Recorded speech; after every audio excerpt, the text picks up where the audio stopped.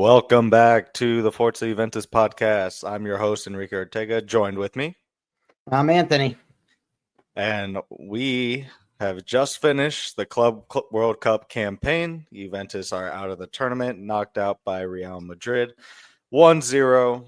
It was actually a good game. I was impressed by the guys. What are your initial thoughts? Well, I thought it was a tale of two halves. I thought the first half we came out there and played hard, created some kind of chances, played direct and confidence. In the second half, it was just nothing. I thought that we just kind of fell asleep a little bit. I agree. I think that first half, it was definitely this team can be serious, can be a good team. I mean, last episode we talked about the Man City match was our B, C, D team. This was our A team going back in after the first two games. And that's exactly what they showed. They showed to be the best team on the field, one to look forward to when the season comes. But we kind of squandered our chances in the first 10 minutes. Could have been up 2-0. The first one being with Yildiz' pass to Kolo Muani, who had the free, and the chip just went over the goal. And then the other close chance was Kenan Yildiz' shot from distance that just missed the top corner. Other than that, it was like you said, a tale of two halves. Yeah, I mean, I liked seeing the work between Yildiz and Kolo. I thought that they linked up well again. That's if we end up keeping Kolo, then I'm not against seeing that for the rest of the season. I think it's fine. I don't think a lot of the teams in any leagues are that great, and Kolo just needs to put those in the net. He's been pretty decent at putting the ball in the net, though. So those ones you gotta finish those ones. But I'll forgive him a couple, especially at this point in the season. Definitely, I think. The one thing that's tricky is that Thibaut Courtois for Real Madrid is arguably one of the best keepers in the world right now. Has been for the past few seasons. He's already a presence. He also had Rudiger on him, so I don't know if it was the pressure, but he was free. I'll give him a pass. Again, it's a Club World Cup. We said it over and over that we're okay if we're in it and we're okay if we're out. At the end of the day, it was just extra money, extra publicity for the team. But I did like what I saw from that first half. I thought the players came in wanting to win. That second half was what we saw all season, though. Just guys seem to be tired out. I'll also give them that, too, that they were definitely tired. The whole Club World Cup has been guys playing on tired legs, exhausted legs. Guys just needed a break. But I was just happy that we put up a decent performance. We didn't get goal after goal. I mean, we didn't give up a goal until the 60th or 70th minute to, I guess, the new Real Madrid wonder kid that's been doing so well for them. Good goal for them. But one thing I kind of want to talk about with that game is your boy Daniele Rugani. Yeah.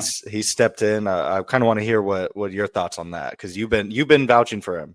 Yeah, I like Rugani. I think that most importantly, we need a player just like him in the side, and against very formidable opposition there that put a lot of pressure on us. And when the game started, I think the game started to get away from us late in this first half, and the whistle couldn't have come soon enough, and it was kind of more the same the second. That I was hoping we kind of bounced back and re-energized, but we didn't.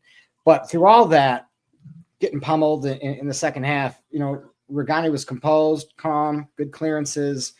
Despite having two very tactically inept center backs on each side of him, he performed admirably. I really, really want to see him with Gatti and him with Savona more than just in a substitutional capacity. I'd like to see them build something, because I don't think that, and we're probably talk about it later with the links. I don't think there's some great center backs we're linked with that are going to make all the difference in the world. When Bremer comes back, great, but until he comes back, I'd like to see these three work together. I think that's a good combo of attributes that you have there: Rugani, Savona, Gatti. They all bring something a little bit different to the table. I think it's a good combo, and you always got Kalulu to bring in, and Kelly can just he's got to be the sixth man here. I mean, I don't know why he keeps playing, dude. It's unbelievable. But no, that was a very positive sign. I thought from a good showing from Rugani. I don't know why we'd ever get rid of the guy. I agree. I think Rugani has shown time and time again that he is reliable. He's somebody that's always been happy to be the fourth guy up, fifth guy up, and has never complained. And every time he has stepped on the field, he's been reliable. It's hard to remember a performance where he has had those moments where it's like, okay, maybe it is time to move on, but he hasn't had too many of those. So he's somebody to keep, somebody that knows this club, that's been here for ages. And he showed that he can still step up. I think we know that he left for Ajax on loan last season. Thiago Motta didn't rate him. He didn't rate many of the guys at the club last year. But I think Rugani put in a performance that showed Tudor that he is to be relied on, especially with Bremer still going to be taking a while to recover. Funny enough, Bremer, I mean, he was with the club the whole time in the U.S. at the tournament. Never played, but he was there. So it's nice to know that he is making his comeback and still recovering. But at the end of the day, the priority is for him to fully recover before. So we'll see how that goes. But yeah, Rugani is somebody that needs to be relied on. And I think, I mean, you said Kelly shouldn't even be considered a sub or even a starter. So, but I think the rumors are picking up that he's potentially on his way out as well. Oh, I hope so. I think everybody knew from the moment we bought him that he was not going to be at this club for a long time, unless he somehow magically turned into the greatest defender Italy's ever seen. But obviously, that was big shoes to fill there. I don't know what Giuntoli was thinking, but then again, I could say it about a lot of his entire summer. I mean, we paid a lot of money for him, so I mean, I'm sure the amortized debt is something that's going to be insurmountable for at least a couple of years. So I think we might get stuck with him if we can somehow move the guy. Then props to Camoli. But no, I want to see. I want to see that Italian trident until Bremer's ready. I think Bremer is obviously heads and shoulders above all the rest of them we have, but I don't want to bring him back too soon. And you see it all the time. Players come back too soon. They get re-injured, and then we're screwed again. Just let him recover. Let him take his time. Let him work his way back into the first team. There's a spot waiting for him. No problem. But yeah, I don't want to see him re-aggravate anything. Absolutely, yeah. He's the missing piece for sure. Hopefully he has a healthy upcoming season, preseason, still getting that work in. Also, Wonka Ball is probably making his comeback, is getting fit and healthy. But I kind of want to just close out on the Club World Cup campaign. I want to know your overall thoughts from each game, the club itself, the players that performed, and just what went through your mind throughout this tournament. Well, I'll start with the players. It's the easiest one. I thought Yildiz was excellent in every single appearance. Colomani actually surprised me quite a bit too. I liked the way he linked up with Yildiz. Thuram was solid, of course. I mean, the usual suspects, really, but the only surprise really being Colo. And then, Rugani in the last match, was pretty good. I think Cambiasso still needs to reintegrate the talents there. The abilities there, but it's not the Cambiasso we saw last year. So we'll have to. It's not an emergency. I'm not pressing the panic button. He just needs more time.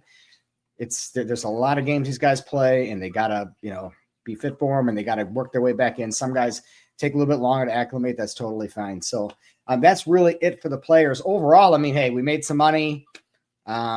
We figured some things out.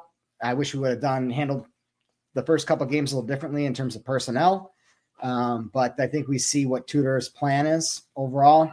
And not a huge fan, but, we're really not that, like I said earlier, no one's that much better. I mean, the ceiling isn't, super high here. So, as grim as I think it is sometimes, I just kind of look around, multiple leagues and go, man, they don't have it that much better, besides very few exceptions.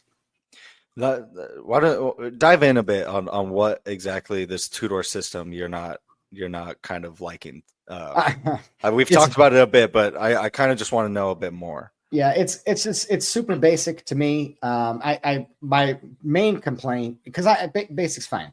My main complaint is the personnel he's choosing on defense. Why if we think we're going to survive with Kalulu and Kelly, bookending whomever in the midfield is terrifying. We're playing McKennie way too much, and I like McKennie. He has his use, but we're just playing him too much. So my main concerns are the personnel. I don't like Costa and Kalulu on the same side. I think that's dangerous. And it's been exploited numerous times. And that's not something that's going to get better. Costa's good going forward. Defensively, kind of inept. So my main concerns are with Tudor are his personnel choices. Is the formation right for the team? It's good enough. That's, I think it's fine. As long as he has an idea what he wants to do, he's pretty steadfast in it, not willing to change too much. We'll see who they bring in, but my main concern with Tudor is his personnel choices, his substitutions, that kind of thing. Tactics, we knew what we were getting, so I can't complain about that. It is what it is. Couldn't agree more. I mean, we've been talking about this the past few episodes that Tudor is not the future right now. He's just a stopgap solution, one that worked out at the end of last season. We'll see what one full season under his belt if he makes it all the way through. So I'm fine with him for now, and that's a big emphasis on for now. We'll see how the season goes with him. Like you said too, the personnel choices were confusing at times, especially that City game where really didn't make any sense. I was glad to see in the Madrid game that McKennie was dropped. It was a long time coming, and he had shown in this tournament he was not up to form. But I mentioned that a couple episodes ago that McKennie's that player that he'll have a great start and a great middle in a season, but his end and is just not a good sight. He doesn't contribute to the team. And I think that's kind of what we're seeing with the club. The rumors before the tournament was that he had a contract extension ready, that it was just a matter of talking with the agents. But it seems now after the tournament that the club might not want that. The contract renewal has stalled, and reporting is saying that he's more out than in at this point. What are your thoughts on somebody like McKennie? Is he somebody that we should keep around as a backup? Because I think we all know at this point he's not a starter. Yeah, I mean, I think that when when the team's getting better, guys like McKennie are no longer in it, and that's not because I don't like McKennie or he's not a good squad player, but we have an entire team of squad players with very, very few exceptions. So, that's kind of the scouting report on our entire roster. Good squad player, good squad player, good squad player. That's kind of what Jim was doing, is paying a lot of money for a lot of average players, and then keeping McKennie around. I mean, to me, they shouldn't give him anything right now. He's got this season to put up or shut up, and that's fine. I mean, he did well last year. He was one of our difference makers at times last year, and more better than Koopmeiners. More available than Luis, I suppose. So beggars can't be choosers, but no, that a sign of our club taking the next step is the reduction and the shipping out of some of these squad players that we have. So yeah, to me, he's definitely on the chopping block. But to go back real quick, what you said about Tudor, there's a lot of bad coaches, a lot of average coaches, and very, very, very few good coaches. So, at this point, who else is out there? So we got to deal with them. Hopefully his subs get better, because his subs are very perplexing. But yeah, no, we got to figure out something in our center midfield, because right now they're only good combos, Thuram, Locatelli. McKennie can be serviceable in certain matches, but if he refuses to play Luis, I mean, Koopmeiners is terrible. He never does anything. He can't. I don't think he can play that far back anyway. So we have to figure something out. We have to have three competent performers there to rotate throughout a whole season. If something happens to Locatelli or Thuram, it's a big drop off to the next tier here, and they can be one dimensional. And I'm sure we'll talk about it with some of the rumors that there's some names been floating out, and I don't know what's what, but no. To sum up McKennie, this is the season for him to earn a place for good. Yeah. Again, it's the same. It's a cycle of McKennie, good, bad, and bad is really bad. It's just not unusable. I one thing you mentioned with Tudor is his subs are perplexing. I couldn't agree more. It's genuinely my biggest kind of red flag with him is that his subs are at times detrimental. If any, Yeah. they're not even like stabilizing. They're not helpful. A lot of times they have not made a difference, and they have made us worse. And it seems to be he's gotten very lucky that his subs have not caused more damage, because a lot of it has been just miraculous saves. I mean, I kind of want to touch back on the Real Madrid game really quick. Is that Di Gregorio was the man of the match just simply based off his saves alone. He was doing everything that the defense couldn't, and was just constantly getting peppered by Real Madrid, and he was the only bright light in that game. Well, a few bright lights in Yildiz, but Di Gregorio is the shining star of our team that game, and I think it's a big positive that Di Gregorio is on this team, and one of the few Juntuli signings that has stuck, and one I'm happy to have. I mean, Juventus is known for their backline and goalkeepers, and I think we've been lucky to not have a goalkeeping issue for quite a long time. But yeah, with Tudor, those subs, he's got to figure something out because it's not sustainable.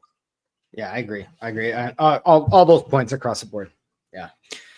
I think transitioning to outside of the Club World Cup, there was big news last week that Juventus finally got their first transfer of the season. Hey, Jonathan David to Juventus on a free. What are your thoughts? I love free transfers, so I'm not too picky about them. You know, I'm a big fan of Moji, and he did a lot of those very effectively. I think that he plays an important role for us. I'd like to see a trident of Yildiz, David, and Kolo. I think that works. That's very athletic. They can work together. That's something I'd like that should be our set attacking trident to me. Anybody else from then on, you know, who cares? That's a good start. It is. I like him because he's free. I think he's effective. I see him more as a second striker than a striker. But that's totally fine. We have space for that. We do. I agree. Jonathan David, though, is the first Canadian player to play for Juventus. So that definitely is an interesting stat. One thing I've pulled up here is his stats in recent seasons. I'll just go the past few seasons. So this most recent campaign, he scored 31 goals with 15 assists. The season before that, 31 goals, 9 assists, and one more season before that, 26 goals and 4 assists. So he's got goals in him, and like you said, you see him more as a second striker. Those assists prove that he has that ability. Obviously, his forte is scoring goals, and something we like to see. He even scored against us in the Champions League this past season. We've seen him firsthand what the type of player he is, and like you said, free transfers are nothing really to complain about. They're something positive. If he doesn't work out in a season, that's an automatic profit. But I'm actually really looking forward to this transfer. It's positive. And just to reference really quick, Jonathan David, I just said his stats, but I kind of want to compare him to Vlahovic, who at the moment we're still stuck with. So this season, Vlahovic had 18 goals, 6 assists. Season before that, 19 goals, 4 assists, and the season before that, 17 goals and 5 assists. So based on the numbers alone, again, different leagues, different situations, injuries, all that, Vlahovic is far superior in those numbers. But again, like I said, different players, different styles, different league, all that factors in. But I think the one thing that we're going to get a positive with in Jonathan David is his ball control, his dribbling. You hardly see a complaint from him. Funny enough, big side note here, but I just thought it was hilarious in all the Juventus socials of like him coming in and the typical the car that pulls up, all the fans there, and it was just he couldn't crack a smile, and it's just one of those things where like as a fan you're like, man, does this guy want to be here? But at the end of the day, he signed with us, so like I'll take that. But it's just I thought that was funny. But your thoughts? Sorry, I like his style. No, yeah. I don't care about any of that stuff. No, I like his style. You know, he has a simple look to him. He's not riddled with tattoos. You know, I'm old, so that I like that. But no, I think he's you know, there's I have three factors, like mitigating factors for transfer risks. One is athleticism. He's got that check. Two, work rate. He's going to get back and play some defense. Check. And three is price. Free transfer. Check. So those are my three things. Stats or whatever, you know, that's great. We don't know how it translates to Serie A, but what does, you know, what is inevitable is he will be better on the ball than Dusan Vlahovic, and he has some guys to kick the ball around with up there with Kolo and Yildiz. So no, I think it's solid. I agree. I think we'll see more of a chemistry between the three if we're able to keep Kolo Muani, because right now that is not at the moment confirms. We kept him for the Club World Cup. All the rumors have been that PSG aren't with a loan with an option to buy. They want either a loan with an obligation or an outright purchase. Luckily, we have the player's will on our side. Kolo Muani loves this team, wants to stay for another season at least.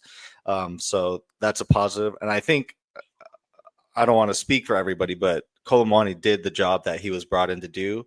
He was a bigger upgrade to Vlahovic, considering that it was just a loan, that he was able to score goals, link up with the team, build chemistry with the different players, and never complained about getting fouled or all that that we saw with Vlahovic. So it's a positive that Kolo Muani wants to stay here, and I'm hoping that we can strike a deal to keep him on for another season, if not buy him. But yeah, I think Yildiz, Kolo Muani, and Jonathan David is a positive attack. It's one that I think we can look forward to. We haven't had many of that in recent years, of a good attack, one that is solid and reliable. So I'm hoping, and I think that this will be a good front three, one that we'll see very balanced, if not with David probably being the main scorer and penalty taker. Yeah, I mean, we'll see what happens with Kolo. I'm not sure, you know, when it comes to transfers, I'm not sure what to believe. But if he does, if we don't sign him, we have to sign somebody, you know, around the same level of adequacy. I don't think David, I don't think Kolo are world beaters by any means. Yildiz isn't right now. He does have potential, but potential is also a four-letter word. So let's see what happens with that. For right now, I know who we have. Right now, currently, we have Kolo.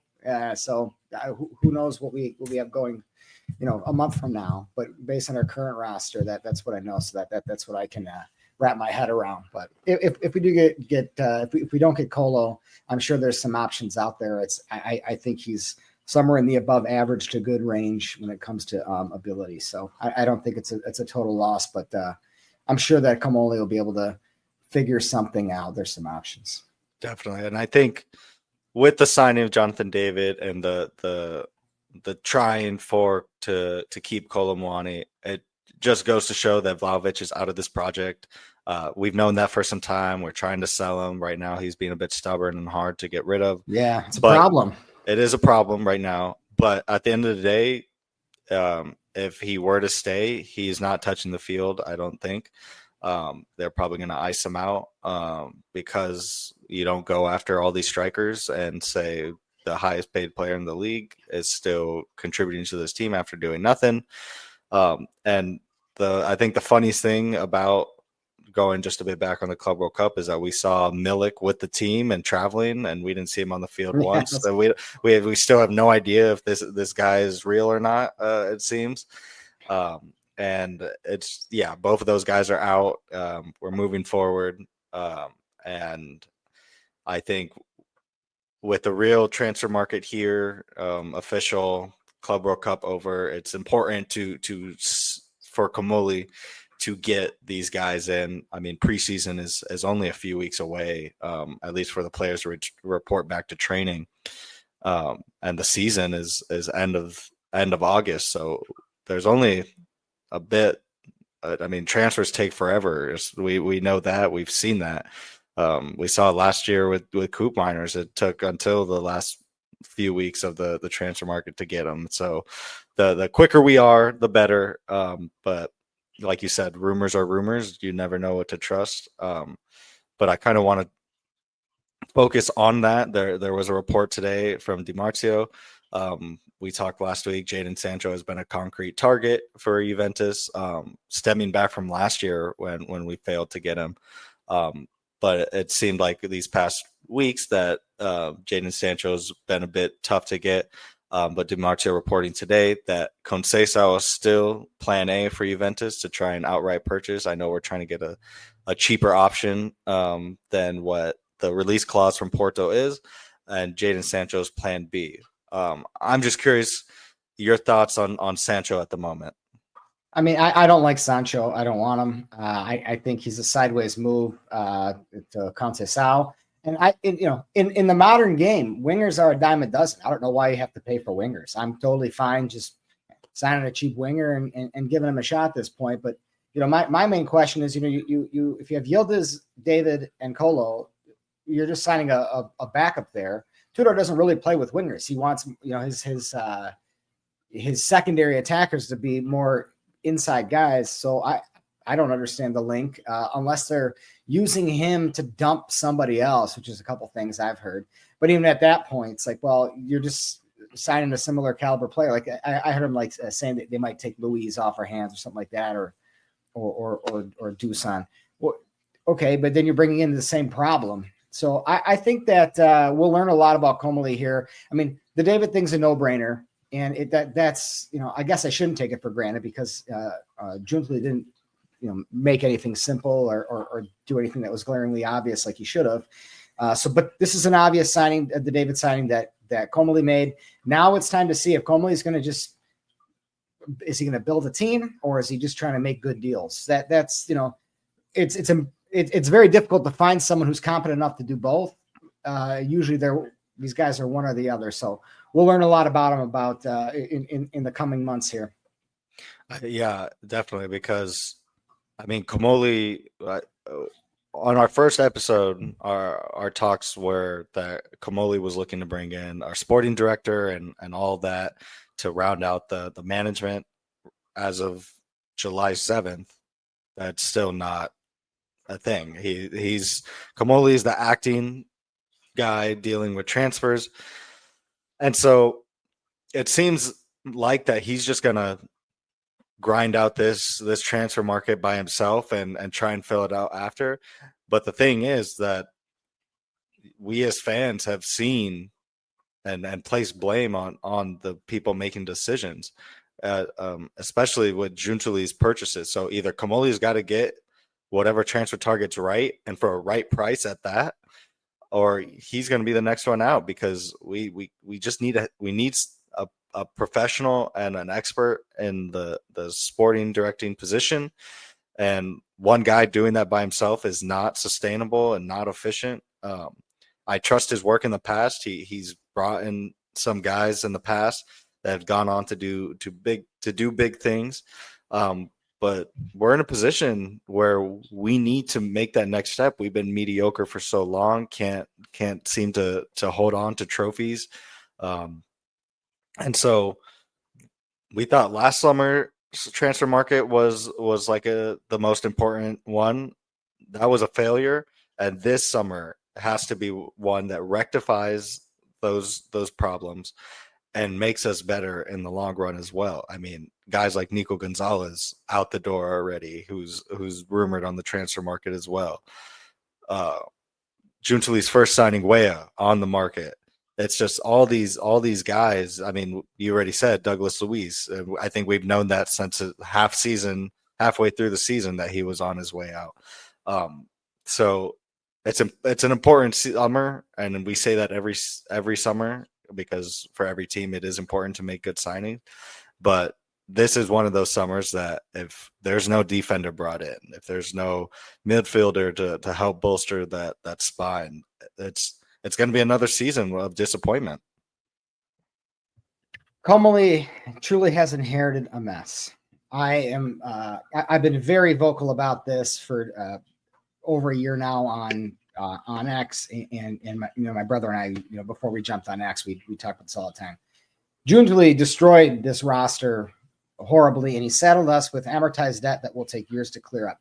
The reason that Comolli, and I appreciate him taking his time. I'm not a huge fan of Comolli, but I really don't know much about him. So we'll see. We'll learn about him soon enough. But he hasn't been sloppy so far. He hasn't just signed people to sign people. If he feels he can handle the transfers, that's fine. He did a decent job with the David deal. He has got a ton of waste, expensive waste on this roster, and all the people I've heard that he wants to get rid of, it's whom? We mentioned Kelly earlier, Nico, Douglas Luiz, Dusan. These are guys that we should get rid of, and a lot of these guys, Weah, these are Giuntoli guys that failed, that never were going to work out, that were horrible signings. So taking out the trash isn't so easy, and he's got a lot to do. I'd rather have him move slowly but shrewdly and do this right than do what Giuntoli did, and that just take a machine gun approach or a shotgun approach and just sign a bunch of people, offload anybody that we can make a profit on. So if he continues to move step by step here, and depending of course on what he does, I appreciate this strategy. He's kind of moving almost one at a time, but no, he definitely needs to get some of the the Giuntoli bums out of here. And we gave up. Giuntoli got rid of a youth department that was stacked with talent. He got rid of veterans that were here that had clout, that kept the locker room together, that there was a pecking order, and that's important, for sports. If you've ever been in any sort of high level locker room, that it matters. You hang out with the boys after the game, stuff that all that stuff matters. So Giuntoli destroyed all that, and it's going to take a lot to repair this. I don't know if he's the right man for the job, but so far, the David signing is probably one of the better signings. And I don't think he's an amazing player that's going to light up the league, but it's one of the better signings we made in a few seasons. So I'll take it. Agreed. Yeah. It's really just a wait and see situation. I agree with your statement of the more kind of the more he waits and kind of feels things out, I think the better than just rushing into some of the decisions we saw last year. I think the one pick in the transfer market he's got to nail, we talked about it last week, has got to be in the defense. We need another center back to pair with Bremer. That's the question. The center back right now? I think the rumors are that we saw mid-season that David Honko for Thiago Motta that was his guy that he wanted to bring. Those rumors definitely died out once Thiago Motta was sacked, but we're seeing that name pick up steam again. Again, we don't know how true those rumors are. It's just one of those names that circulate in the rumor mill. And another one that has been consistent has been Balerdi of Marseille, a guy Tudor's worked with. Seemingly Marseille does not want to get rid of him, but they do want Timothy Weah. So maybe Comolli can do some magic there and find a way to build that relation so we can somehow just get another center back, because it's looking dire. The more injuries we get, the worse our back line's going to be. But that's got to be plan A, B, and C right now. Well, here's my concern with the defense. Okay, we have we have Bremer, Gatti, Kalulu, Savona, Kelly, Rugani. We have 6 players for 3 positions right now. So if we're bringing a 7th, we got to. I mean, you really need. 6 is fine, but if you're bringing a 7th, you got to move somebody, and then you're going to drop someone down. And who's it going to be? It's going to be Savona, or it's going to be Gatti. So I don't know. I don't see Balerdi and Hanko as people who are going to move the needle for us. I really don't. But then again, I don't know what modern defender is. There's probably very, very few people. So we had one. Yeah. Well, if we yeah, exactly. If we just stick with what we have in defense and fix, get a third midfielder, and this is where the tactical issues kind of come in with Tudor. But you got a young kid out on the right flank. You got a guy who's been very inconsistent in Cambiasso on the left flank. I think there's more to figure out. I don't think you just paste some above average center back there and it's going to fix all our problems. I think, we have Bremer. He's there. And Gatti's had a good season last year. He needs to get back into the fold. And then you got Rugani and Savona. Those guys, those four alone should be your primary rotation. Then you got Kalulu and Kelly can fill in any other gaps. I do think you're fine in defense. I don't think I would spend any money on defenders. And I know that's kind of crazy because a lot of people have been wanting these other. I just think if you bring in a guy like Hancho or Hanko or Balerdi, it's going to be a minimal improvement. Yeah, I think it's hard because buy a striker. Where our problems in the past have been injuries, especially in our defense. That's seemingly is a regular thing for us every season, that injuries are plaguing us. I could talk on and on about how Juventus needs to get rid of their current J medical staff because it's clearly not working. But that's a topic for another day. But I do think that there needs to be somebody to pair with Bremer. I think having at least two elite defenders in the back will move the needle. I think we can work with the attack we have right now, and we need to bring in another midfielder that can be interchanged between Locatelli and Thuram. I'm not right now certain who that could be. There was talks of the Sporting midfielder Homeland or something like that. That again, it's just another potentially wasted purchase. But again, we don't know. It's kind of hard at this point as fans that when we see a big signing from just a big purchase from especially in that midfield position where we tend to be a little weary about it.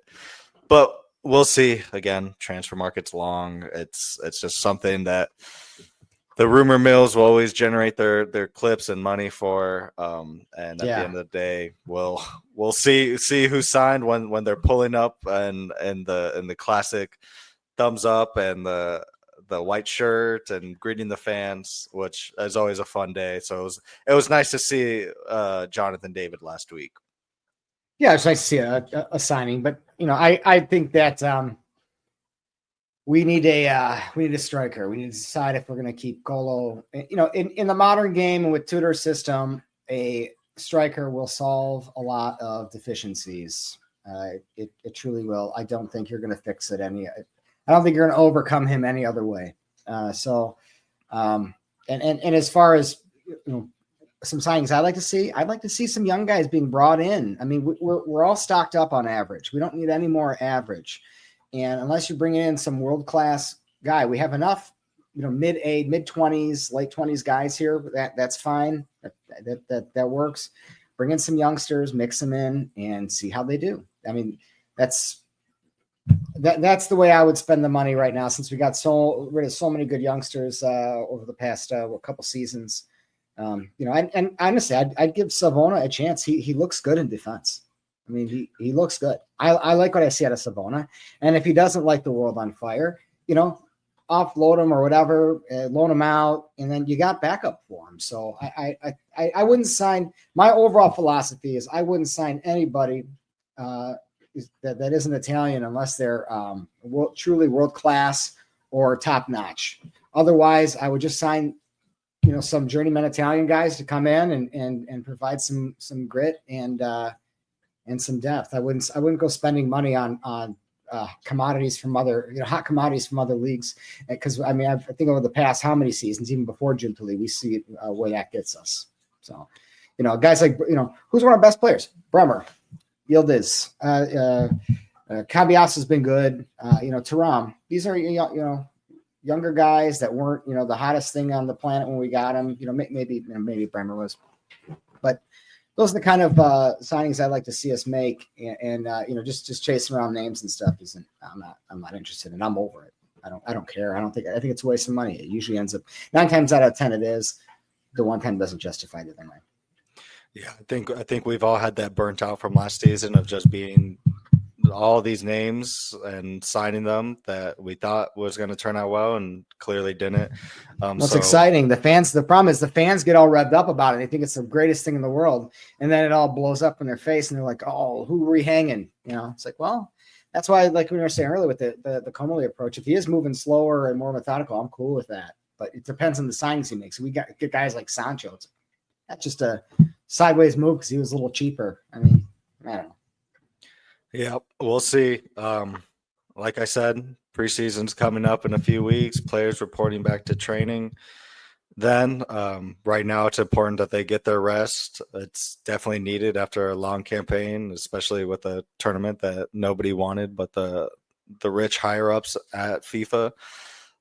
So I'm glad our players deserve the rest. They need a rest. My biggest worry is that this tournament's gonna really blow up in our faces mid-season with players just getting injured because they didn't get enough rest. And that's my biggest fear at the moment. And I'm hoping I'm wrong and that we can somehow sustain some health in this team, especially after what seems to be a never-ending issue with this club. But we'll see. Again, we just need some rest, and I will take that for now. Happy with what we saw, happy with the money we got. But 3 weeks is a good time for this team to regain and regroup. Yeah, absolutely. Yeah, go see your families, hang out, relax, lay on the beach. There you go. Well, that's our episode for the Forza Juventus podcast. We, as always, appreciate you tuning in.